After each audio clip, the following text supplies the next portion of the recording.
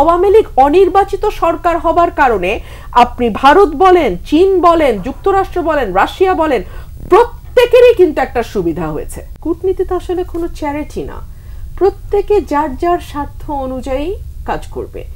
এখন মুশকিলটা হচ্ছে বাংলাদেশে এমন একটি সরকার আছে যে সে যদি যুক্তরাষ্ট্রের সাথে বসে তখনও তার বার্গেনের টুলটা একটাই থাকে, আমাকে যে কোনোভাবে ক্ষমতায় আসতে হবে।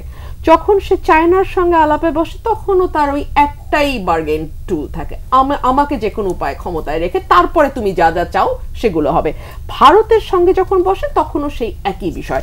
সুতরাং এই সরকার যতদিন পর্যন্ত দেশে থাকবে ততদিন আপনি চায়নার সঙ্গে বার্গেনের কথা বলেন, ইন্ডিয়ার সঙ্গে বার্গেনের কথা বলেন, কিংবা আমেরিকার সাথে বার্গেনের কথা বলেন, তাতে দেশের কথা, দেশের মানুষের কথা আসবার কোনো কারণ নাই।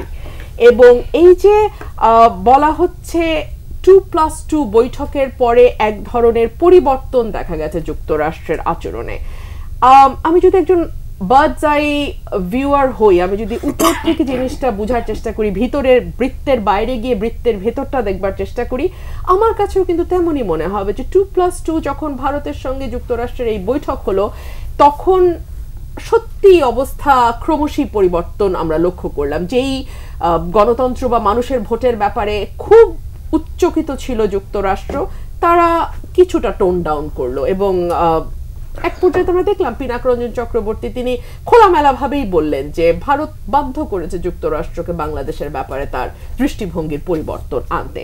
তবে হ্যাঁ, এটা আমাদের আসলে ভুলে গেলে চলবে না, এবং আমার মনে হয় এটা সরকারের মাথায়ও খুব ভালো মতোই আছে যে যতই তারা লুক ফরওয়ার্ডের কথা বলুক, যতই তারা অন্যান্য ইস্যুকে সামনে নিয়ে আসুক, তাদের বার্গেইনের একটা বড় অংশ জুড়ে democracy, human rights, freedom of speech, এই জিনিসগুলো যুক্তরাষ্ট্র তাদের বার্গেইন টুল হিসেবে সবসময় বাংলাদেশের ব্যাপারে ব্যবহার করবে। এবং ভারত কতদিন এই সরকারকে রক্ষা করে সেটাও একটা দেখবার বিষয়। এই কারণেই বিষয় যে ভারত মনে করছে তার সেভেন সিস্টার্সের নিরাপত্তা বেস্ট প্রোভাইড করছে আওয়ামী লীগ সরকার।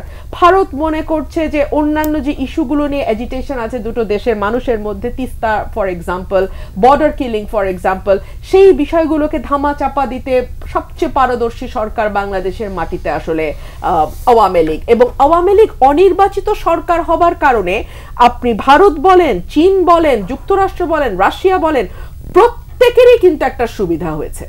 সত্যি বলছি, এমনকি যুক্তরাষ্ট্রের বিরাট সুবিধা হয়েছে অনির্বাচিত হওয়ার ফলে। সুবিধাটা হচ্ছে এই যে এই সরকারকে দিয়ে আপনি যাচ্ছে তাই করিয়ে নিতে পারবেন, এবং এই সরকারও যাচ্ছে তাই করতে প্রস্তুত থাকবে, কারণ এই সরকার জানে যে তাকে 5 বছর পর ভোটের জন্য মানুষের কাছে ফিরতে হবে না, তার গদিতে থাকতে হলে ভোটের প্রয়োজন নাই। সুতরাং এই জবাবদিহিতার যে জায়গাটা, মানুষের কাছে জবাব দেওয়ার যে বিষয়টা, সেটা কিন্তু স্পষ্ট, মানে এই সরকারের এই সমস্যাটা নাই। সেই কারণেই এটা চায়নার জন্য যেমন সুবিধাজনক একটি দেশ, একইভাবে ভারতের জন্য সুবিধাজনক একটি দেশ। ফর এক্সাম্পল, বাংলাদেশে যদি আজকে একটি নির্বাচিত সরকার থাকতো, আপনি কি মনে করেন প্রতি একদিন অন্তর অন্তর বর্ডারে যেভাবে মানুষ হত্যা হচ্ছে ভারত বাংলাদেশ বর্ডারে, এবং বিএসএফ এর গুলিতে যেভাবে লেথল ওয়েপন ইউজ করে তারা বাংলাদেশের মানুষ মারছে, নির্বাচিত সরকার যতই ভারতপ্রেমী হোক তার পক্ষে কোনোভাবেই এই মিনমিনা প্রতিবাদ করে বিষয়টাকে ওভারলুক করা সম্ভব না। তিস্তার ব্যাপারটা এই 14 সালে 14 পর্যন্ত তো একটা নির্বাচিত মোটা দাগে নির্বাচিত সরকার ছিল আওয়ামী লীগের, 8 থেকে 14। এই সময়টা কিন্তু এই প্রধানমন্ত্রী এই শেখ হাসিনাই বলেছিলেন যে আমি পানি না দিলে ট্রানজিট দেব না। পরে কি হলো, যদিও এটা বার্গেনের ক্ষেত্রে পানি আমাদের অধিকার, ট্রানজিটটা একটা সুবিধা, তারপরেও এইটুকু বার্গেন সরকার করেছিল। কিন্তু যখন দেখলো না তাকে আসলে বিনা ভোটে সংসদ দখল করতে হয়, রাষ্ট্র দখল মানে সরকার দখল করতে হয়, তাহলে তো আর এইসব আসলে পানির হিসাব কিংবা বর্ডারে কতজন মারা গেল সেই হিসাব, কিংবা ধরেন বন্দর ব্যবহার করতে আমরা শুল্ক মাসুল সব বাদ দিয়ে দিলাম সেই হিসাব, এগুলো করলে তো আসলে ক্ষমতায় থাকা যাবে না। সুতরাং ক্ষমতায় থাকাটাই তার একমাত্র বার্গেন করার ক্ষেত্রে পরিণত হলো, যে কারণে দেখা যাচ্ছে যে বহু অপ্রয়োজনীয় প্রকল্প সে চীনের কাছ থেকে নিচ্ছে। হাজার হাজার কোটি টাকার এক একটা প্রকল্প, বিশ্বের সবচেয়ে ব্যয়বহুল রাস্তা, সবচেয়ে ব্যয়বহুল ফ্লাইওভার, সবচেয়ে ব্যয়বহুল সেতু, সবচেয়ে ব্যয়বহুল রেলপথ, সবচেয়ে ব্যয়বহুল মহাসড়ক বাংলাদেশে তৈরি হয়। এবং এই যে প্রজেক্টগুলো চীন টাকা দিচ্ছে এবং চীনের ইয়েটা তো হচ্ছে যে ব্ল্যাঙ্ক চেক তারা দিয়ে দিচ্ছে এবং অপ্রয়োজনীয় প্রকল্পে তারা ইনভেস্ট করছে।